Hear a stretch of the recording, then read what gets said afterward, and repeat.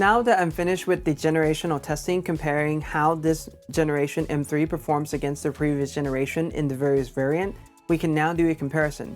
For this, we're going to take a look at the 16-inch MacBook Pro, and we're going to take a look at the top M3 Pro versus the top M3 Max and see how they perform against each other. This way you can make the best decision for your workflow. Let's find out together. This is ArtIsRight. A thank you and welcome to those of you who have already subscribed. If you haven't yet, please consider doing so. One thing that all of you can definitely help me out with is to tap on that like button. This way YouTube algorithm will push this video to an even larger audience, and I would greatly appreciate that. As usual, there'll be lots of information. Please pause this video so you can analyze the result yourself in addition to the analysis I'll be sharing with you. Timestamp will be in the description at some point in time. It may not be right away, but it will come. If you find the information that I'm sharing with you helpful, please consider supporting the channel. Link to the tip jar will be in the description. YouTube Super Thanks works as well. Or something new I'm trying out is a membership program. It's 99 cents a month and you can cancel this anytime, but you're going to get priority replies on the question that you asked in a comment, and you can join easily by just tapping on the join button right below this video. With that said, we are going to look at these two as the primary test system. So both of them are 16-inch, top M3 Pro and top M3 Max. Variation comes down to the CPU core, 12 and 16.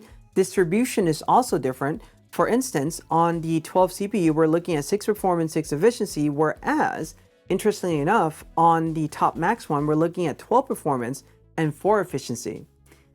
Apple could have distributed this differently, but they're not really doing that. And I think this is also the big differentiating factor as well, as far as why the Max is really pulling much ahead in this generation compared to what have come before.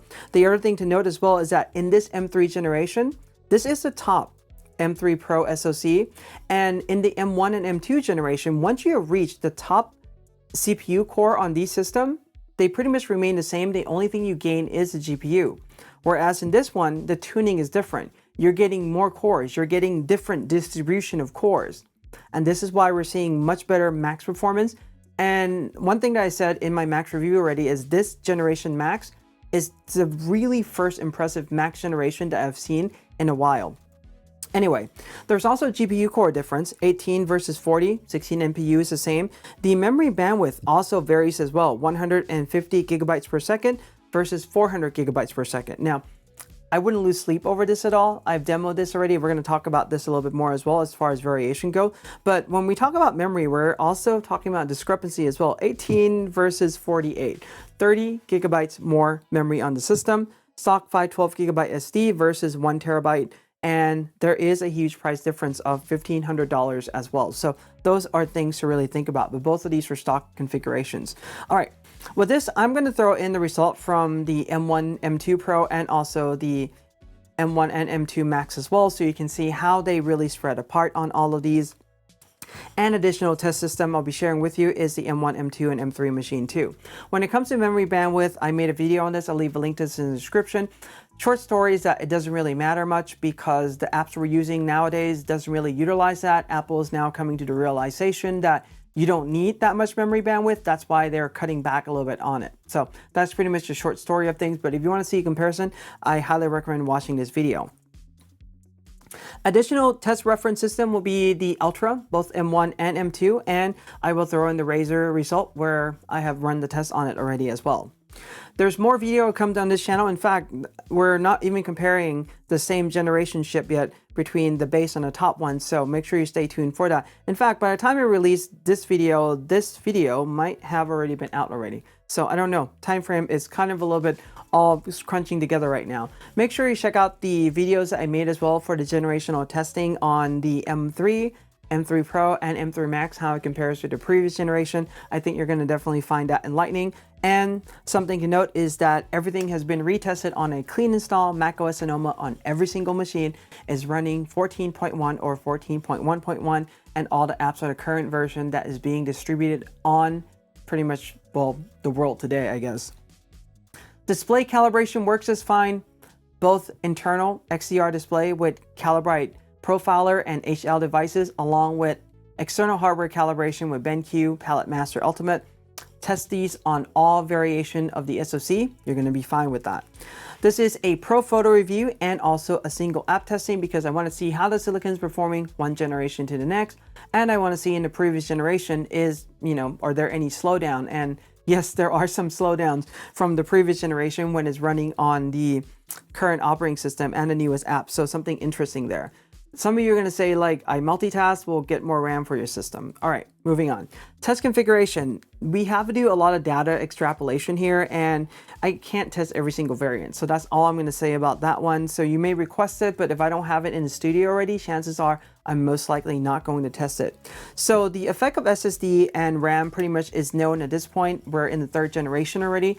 What this really comes down to is that data extrapolation is definitely going to come in handy. And this is why I said I can't test every single configuration.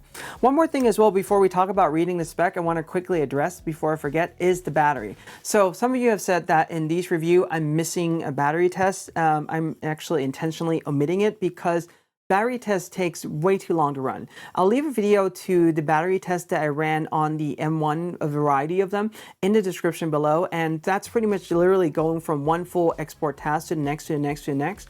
And these machines, I mean, they last for a very long time. I'll be sitting in front of these computers all day long to run these tests, and I don't think I'm going to put myself through that again. There's many more things for me to do.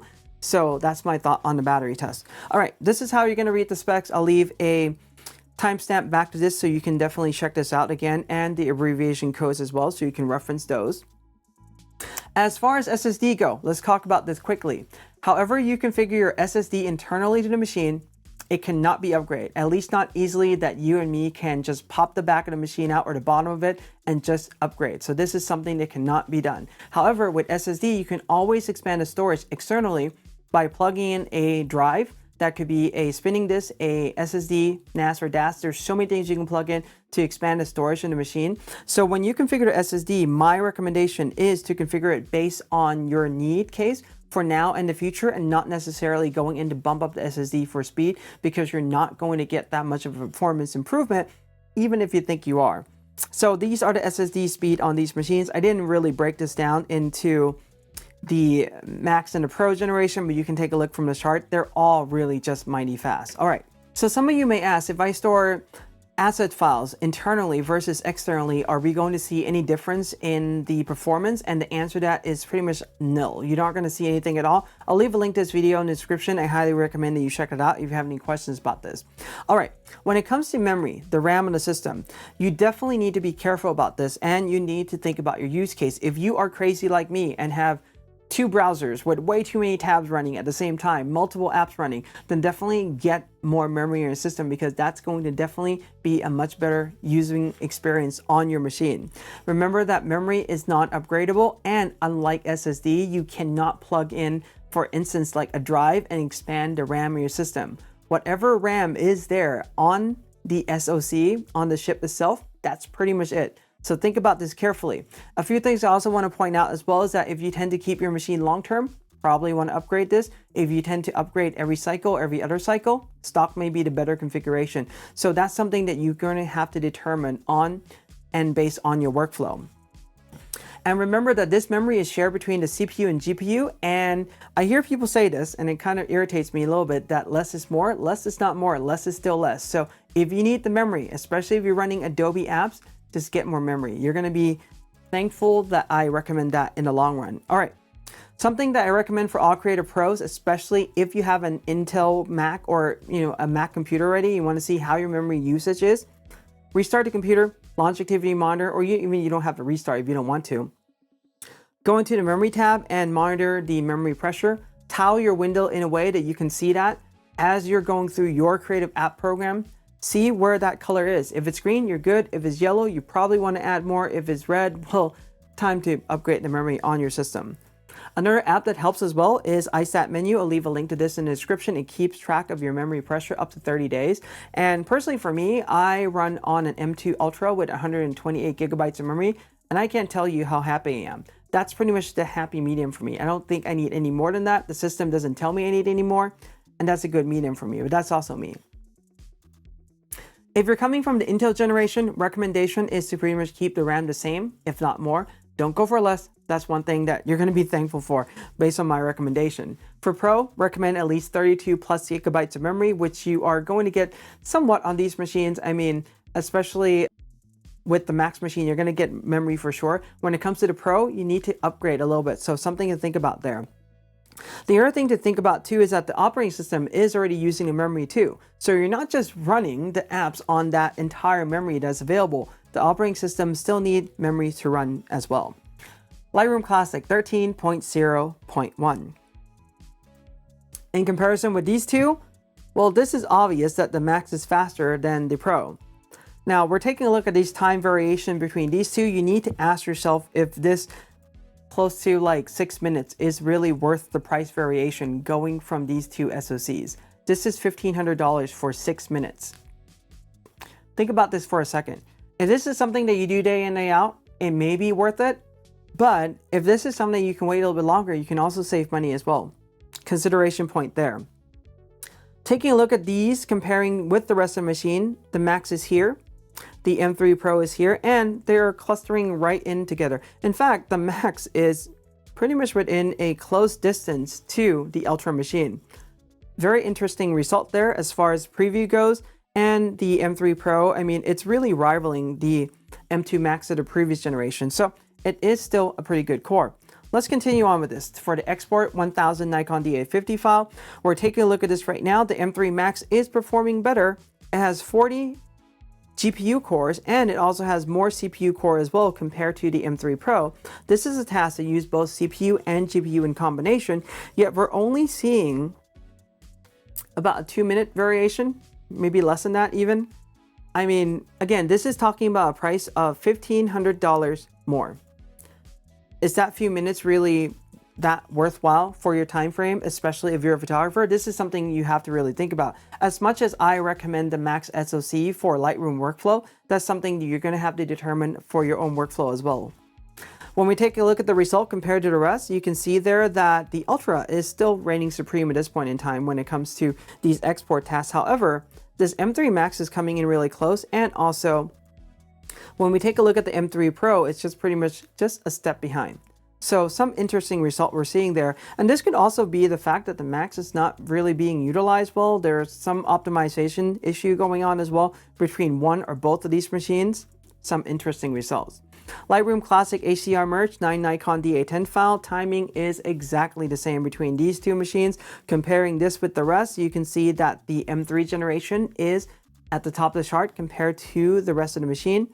CPU, base task, and the CPU core frequency has definitely improved on this, so it is running faster when it comes to these tasks. Now think about this for a second. We're just totally talking about one image right now that we're doing this with. However, if you start to extrapolate this to multiple sets of images, these times do definitely add up. All right, Lightroom Classic Panorama Merge 14 Nikon D810 to create a 314 megapixel DNG, and the result is night and day. But the result is night and day, not because of the CPU so much, but because of this, the RAM. This have 30 gigabytes more memory, and now we are seeing the effect of the memory on the system. So my thing is this: if you take, for example, the M3 Pro 16-inch, or even just a 14-inch one, double that to 36 gigabytes of memory, you're going to be operating fairly close to where this is right now. It's not going to be quite there, but it's going to be marginally close to the M3 Max machine. Something to think about there. All right, let's take a look at this comparing with the rest of the lineup. One thing you can note right there is we are clustering these charts based on the amount of memory on the system. 16, 32, 48, 64, and above. You can see the timing are clustering just different on the side there, as you can see. So some interesting stuff to note. AI Noise Reduction. This is done on a single image right now and is supposed to be run on the NPU, but we're still using the GPU because NPU causes issues with color artifacting and so forth. And when it comes to a GPU-based task, well, the Max is really pulling ahead, but it also has 22 more cores, GPU as well. So it makes sense. Having that, the timing is almost double what it is on the Pro, and that's a good thing to see, but you have to also ask yourself too, is this worth $1,500 more, right? So that's the first question to really ask yourself. The other thing too is that I'm probably going to revise this test a little bit by running multiple images through the noise reduction and seeing how the time really does compound. So that's something that I'll be exploring a little bit later on. So anyway, M3 Max, and this is the M3 Pro. You can see the timing result there. I mean, it's really not too bad at all. So really think about your workflow. What do you do most and how you can really go in and utilize these. Lightroom 7, so many pros don't use Lightroom, the cloud version. However, if you do, you can see the export result. Part of the reason why I'm including a result here is because this program, the coding is really good for the export, meaning it goes and utilize CPU, GPU, and RAM all in combination. So we get to see a lot of speed improvement compared to just, for instance, regular Lightroom Classic. All right. Taking a look at this, the export time is definitely that much faster, but this machine, the Max, have all the advantage compared to the Pro. So one of those things to really think about as a factor, and you can compare the result with the rest of the machine in the lineup in this chart where the M3 Max is right there and the M3 Pro is pretty much right below it. Not that further apart. I mean, I would probably say it's like 3 minutes, and if you're talking about exporting 1000 Nikon DA50 file in like 7 minutes flat on a laptop, if you're in the Intel generation machine, this is something that you can't really just phantom really well. I mean, just case in point with like the Razor, but anyway, moving on. Capture One 23 version 16.3.0.76. Wow, that's a long one to say. All right, the import time on this, it has more CPU cores and it is slightly faster by about 1.5 minutes or so. Is that really worthwhile? It just depends. Capture One is also not the program to definitely be looking at to really compare the CPU performance per se, because it doesn't really go in and utilize that much. What it really does utilize is just the frequency of it, but it doesn't maximize or utilize many of the core on the system at all. When we compare this to the rest of the lineup, interestingly enough, the M3 Max is performing better than the M2 Ultra with 24 cores CPU, not 40. 24. So it is performing much better than that one right now. And this is where like you start to take a look at the result in this chart. None of this really makes sense. None of this should really be the way how it is, yet it is, because the program doesn't utilize the resource on the system well. I harpen at Capture One on every single video. I'm going to skip that right now. Let's take a look at the export time. With this, we're still looking at faster export time. This is going in and utilizing the GPU only. 22 more cores is really showing an improvement, but nonetheless is not really showing us a significant improvement. This is not the computer. This is Capture One. This is Capture One not utilizing all the cores that are available very well, and it doesn't scale in a way that's logic. The CPU preview is not, the GPU export is also not. So I do have one more video that I have the 16-inch M3 Max with the base M3 Max SoC that has less CPU and GPU core video that's still coming up. Make sure you stay tuned for that, because I think that's going to give us a pretty good idea how this is really performing. Comparing this with the rest of the lineup, interestingly enough, the M3 Max performed the best, even faster than the M2 Ultra with 60 core GPU, even faster than the M1 Ultra with 48 core GPU. None of this really makes sense to me, but let's move on. Photoshop. For this, I'm using Lloyd Chamber Test. Link to his website will be in the description. Puget System Test will be coming later on once they come out of beta and the benchmark results are a little bit more stable. This way we can do generational testing. These are the 3 tests that I'm running under Digital Lloyd benchmark. And Photoshop speed tests between these 2 machines are pretty much identical to each other. So M3 generation, this is why I recommend the M3 generation, but not necessarily the Max if you just run Photoshop for majority of workflow that you do. The Pro is definitely a good contender with upgraded memory. Let's continue on with comparing this to the rest of the chart. You can see how the M3, both of these memory at 70 and 90% allocation, cluster at the top. When it comes to Photoshop Medium, this is where we are seeing the variation, and this is mostly just relying on RAM. 15.7 gigabyte is pretty much filling up the 18 gigabytes already. Not quite there yet, but it's close to filling that up. But you gotta also think about this. Remember that the 18 gigabytes is not full 18 that is available to Photoshop to use, because Photoshop needs memory to run the app. the operating system is also using memory. So you are now getting less memory and it's going into either paging or swapping, depending on Photoshop algorithm to do that. But essentially it's going into that right now. And this is the reason why having more memory in the system, especially if you work with large Photoshop file, is something that is going to save you a lot of time. We're talking about 10 seconds to do this task in 70% memory. And when we increase that memory, the time variation does come down a little bit to around maybe like 6 seconds apart. Probably not that big of a deal if you really think about it, but if this is something you work with a lot and you hate waiting for Photoshop to do a task, well, definitely consider getting more memory before, I would probably say, going for a SoC upgrade. When it comes to the rest of the lineup, you can see the way how this is clustering. Interestingly enough, the 128 is really not doing that well. We have the 32 at the top there. The results are a little bit kind of like all over the place a little bit in this one, but again, it's 15.7. As long as the RAM itself can hold that file, it does perform pretty close to each other, not any faster or anything like that. But when we start to increase the file size though, you're gonna see the result of that in just a moment with Photoshop Huge. 56 gigabyte. This is a large file. Most of us don't deal with this. My friend Bertman Roy will deal with these type of large files, but most of us would not even fathom coming close. And if we do, and we don't have that much memory, we're just talking about maybe waiting a little bit longer to get the task done. Again, it's not the end of the world. But you can see there having 48 gigabytes of memory is definitely doing the advantage for the timing that you're really spending on this versus 18. Comparing this for the rest of the lineup, this is pretty much just a chart based on how much memory you have. The faster it is, the more memory there is on the system. So take a look. This is where the 16 are clustered. 18, 32, 48, 64, and 128. As you start to go up in memory, the time does start to reduce and reduce somewhat significantly as well. On some of the tasks, for example, doubling the memory here, you're almost reducing a time, not quite half, but close to half. So something interesting to really note when all of these. Final Cut Pro, 10.6.10. This is the encoder decoder engine. This is H.264, and the Max is pulling ahead, obviously, because the Max have doubled the encoder decoder engine compared to the Pro. And this is why I say if you're running on video workflow, definitely consider getting the Max SoC, regardless of if it is M1, M2, or M3 generation. The Max is definitely going to do you a lot of good. Here it is comparing with the rest of the lineup. HEVC, we're seeing a time is pretty much almost in half compared to the Pro. And if you do a lot of this, this is why you should probably consider these machines instead.